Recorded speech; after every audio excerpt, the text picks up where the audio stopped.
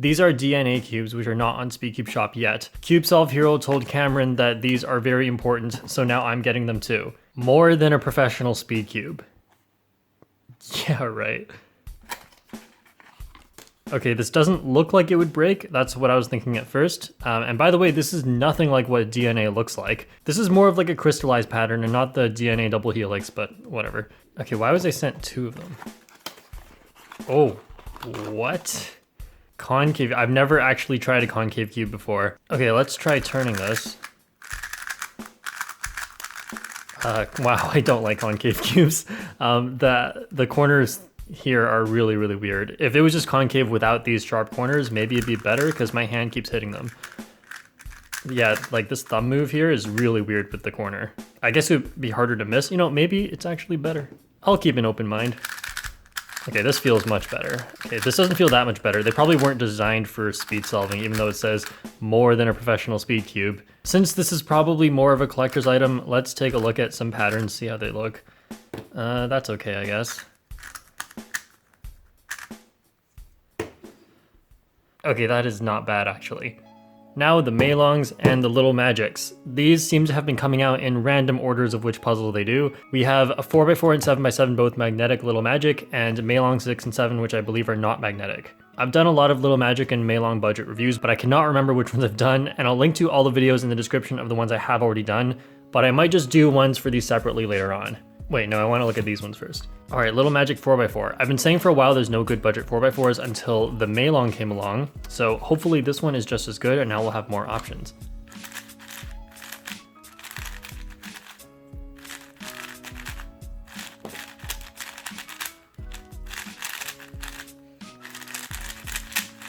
So it's pretty good, and it's definitely better than all the other budget 4x4s, except for the MeiLong. So we have the MeiLong and Little Magic as the best budget 4x4s. I personally prefer the MeiLong, even though it is not magnetic. Now, both of these are not set up, and I don't know if there's already lube in here or not. And as always, I don't try and set up budget cubes because the people buying them are usually people who are not as good at setting up yet, because you'd be newer to cubing when you're buying these. I'm not finding that the magnets and the Little Magic really help at all. The cube is a little flimsy and might be loose right now, and I did have to remind myself that yes, the magnets are in here by turning, but during my regular turns, I don't really feel it. I don't feel like on 4x4, if you're any good at 4x4, you should really need magnets to help your turning, because it's not so large that there are layers you can't really hold. So I can still turn a little bit better on the MeiLong even though there's no magnets, so I feel like the MeiLong is better designed, but the Little Magic is helped a little bit by its magnets. And I feel like if this had no magnets, or if you put magnets in the MeiLong, then the MeiLong would absolutely be better. Turning on the MeiLong is so much more effortless, and the cube feels more stable as well.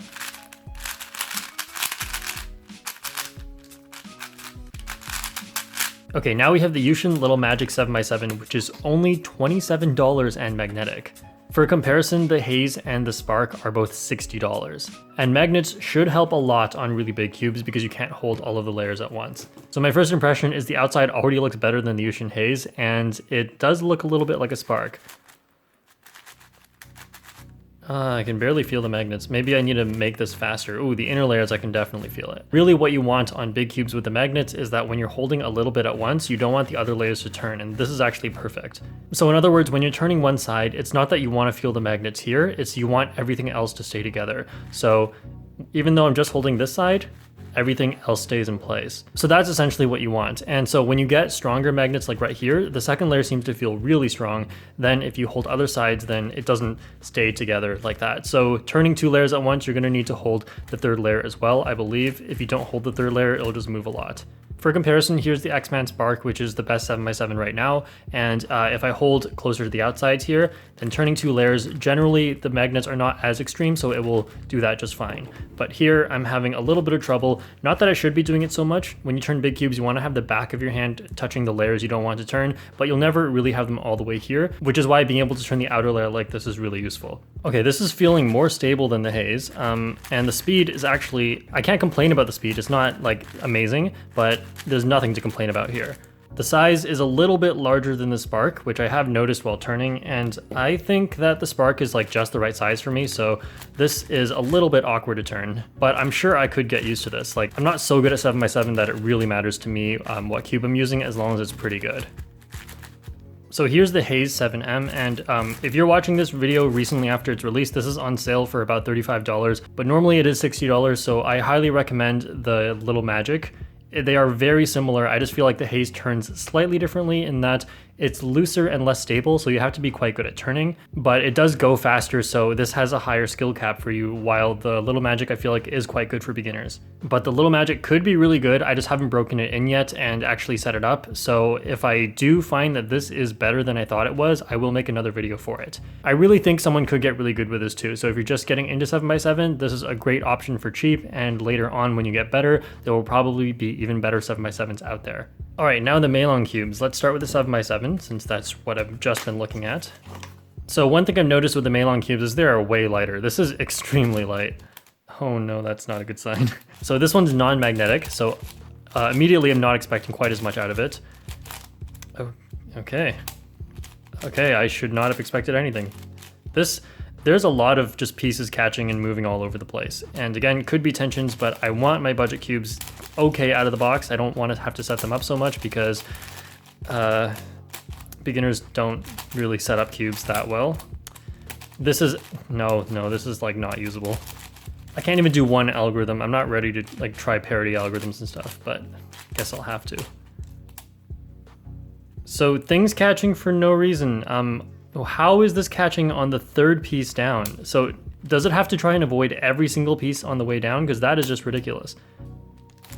Okay, sorry, MeiLong 7x7 is not good at all. Alright, 6x6. So again, not magnetic, and for big cubes you really want magnetic. So I'm going to have to judge this for a non-magnetic cube, and it still doesn't seem that good. Similar to the 7x7, it's got all this catching issue. It's like, that's unable to corner cut. And kind of hard to fix. What the heck? No, okay, this is... I thought MeiLong cubes were going to be really good, and they were really good up to the 5x5. This is actually insane. Are you telling me I can't turn here? That's getting caught? Okay, so here's the Little Magic, and this is what should happen. This is more than I had issue with on the 6 and the 7, and it should just, if you even wiggle it around a little bit, it should just go. Or if it's a small enough amount, it should just go anyway. I don't want to think about the fact that there are 6 different chances for me to get caught on one of these pieces, and anytime I'm slightly misaligned and just do a turn, it's probably going to happen. Like, okay, I'm trying to misalign and I can't even do that, and then once I misalign, then it doesn't turn.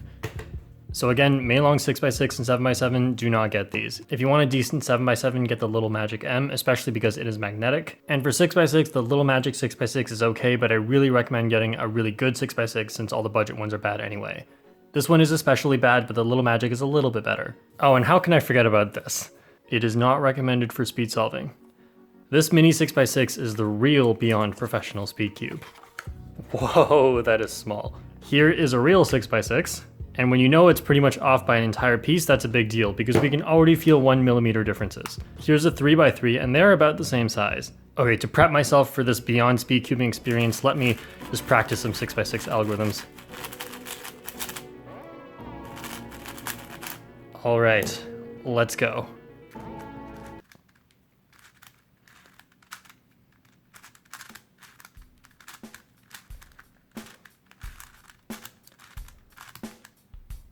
This cube was not meant for speed solving, and now I know why. What if I used it like a 3x3? This actually is the same size as a 3x3, so if I just glued together the outer 2 layers, like I said I would with my V-Cube 6,